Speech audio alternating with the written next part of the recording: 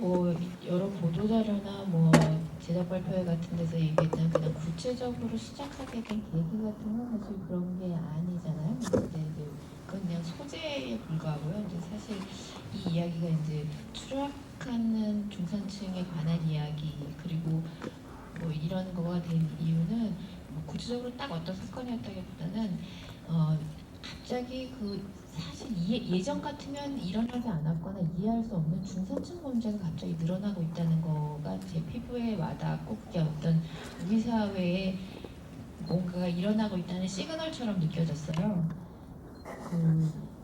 그리고 이제 그 개인 병원을 하시는 분들이 말하자면 예전 같으면 사자 붙은 직업이라는 거에 직업의 안정성이나 지위가 굉장히 높았죠. 근데 어느 순간 개인 병원을 하시는 분들은 그야말로 치킨집 사장님이나 별다를 바가 없어졌죠. 그리고 근데 이제 그분들이 느끼는 어떤 박탈감이라든가 이런 거가 단순히 경제적인 지위가 떨어지는 것뿐만이 아니라 자기가 속해 있던 어떤 사회적 지위가 조금 남달랐고 그걸 향해서 바라보고 오다가 이제는 임대료를 못 내면 그 추락하는 것이 거의 치킨집 사장님이나 거의 비슷한 수준으로. 그래서 의사라고 하면 어떤 식의 존경을 받는 게 뭐 많이 배워서도 있겠지만 어떤 의료인으로서의 윤리 같은 거를 기대하는 게 있잖아요, 저희가. 근데 어느 순간 그분들이 그걸 저버리고 돈벌이에 급급한 일을 해야지만 그 임대료를 내고 병원을 유지하는 뭐 이런 일들이 일어나면서 치과 의사분들이 굉장히 자살 많이 하는 일들도 많이 생겼었고요, 그 당시에. 그러니까 임대료를 못 내서.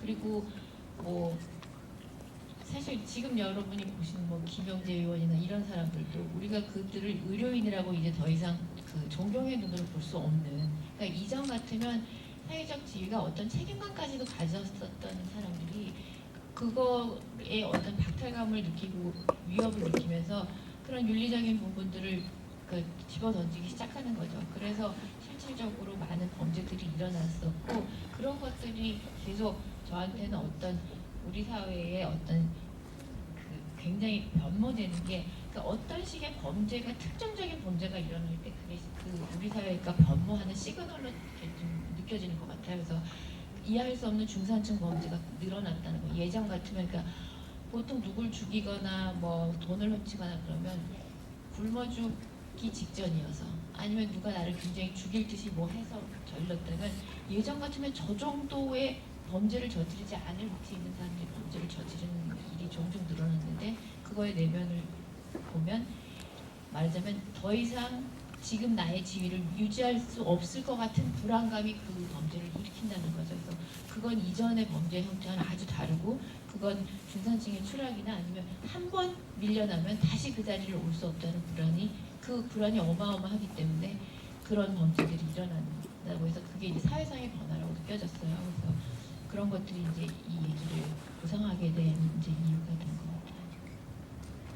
영화 안에 이런 함의들이 짙게 깔려 있어서 훨씬 더 풍부해질 수 있었던 것 같아요. 또 다른 얘기를 하자면 저는 영화를 보면서 굉장히 공감했던 게 검은 봉지에 대한 공포심이었거든요. 저도 뭐 냉동실 열어봐서 검은 봉지가 이렇게 있으면 저게 언제부터 있었는지, 저 안에 뭐가 들었는지 두근두근 거리는데, 이 영화를 보고 나면 더 그럴 것 같아요. 이렇게 검은 봉지뿐만이 아니라 뭐 수면 내시경이라던가 뭐 정육점 같이 일상적인 공간이나 활동, 존재 같은 것들이 굉장히 큰 공포로 다가오는데, 영화 안에서 혹시 세 분에게도 실제로 그런 것들이 있을까요? 굉장히 일상적인 공간이나 뭐 물건인데 이건 이상하게 나한테 좀 공포심을 불러일으키더라 라는 그런 대상이 혹시 있을까요? 저는 물건보다도 낯선 사람에 대한 두려움이 좀 있어요. 좀 사실 무슨 뭐 공포라는 게 무슨 뭐 총을 들고 있고 막 이런 것보다도 그냥 처음 보는 사람과 한 공간에 있을 때 오는, 뭐 같은 직종도 아니고 어떻게 하다 보니까 그 공포가 저는 굉장히 무섭더라고요. 오늘 정말 어마어마하실 것 같은데요? 이 어마어마한 공포가 지금. 감사합니다. 지금 형님이 저를 지켜주게 돼요. 감사합니다. 저는 별로 무서운 거 별로 없는데 이번 영화를 보면서 작업할 때는 전혀 안 무섭거든요. 그 뒤에 우리 연출부 있고 바로 뭐 이렇게 있고 뭐 이렇게 막 사람들 많아요. 별로 공포 영화 하나도 무섭다는 느껴본 적이 없는데 이 영화는 그래서 제가 제작진 분들하고는 좀 의도가 다르게 두 번 볼 영화는 아니라고 계속 제창하거든요. 저는 사실 살아가면서 무서운 건 별로 없고요. 저는 자연재해가 제일 두려워요. 그래서 환경이 정말 우리 잘 써야 되는 거예요. 우리만 쓰고 가는 게 아니잖아요. 솔직히 그 생각을 진짜 많이 해요. 예.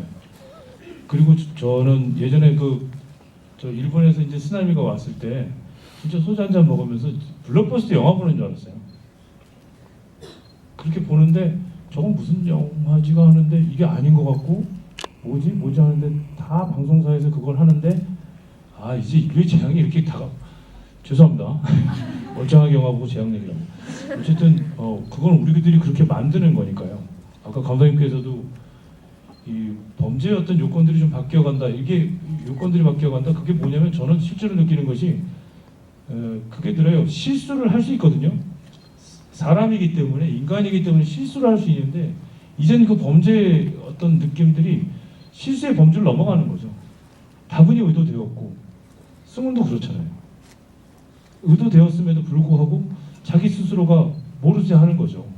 어떤 지경까지 왔는지 그걸 합리화시키려고 하고 그거는 잘못된 일입니다. 네.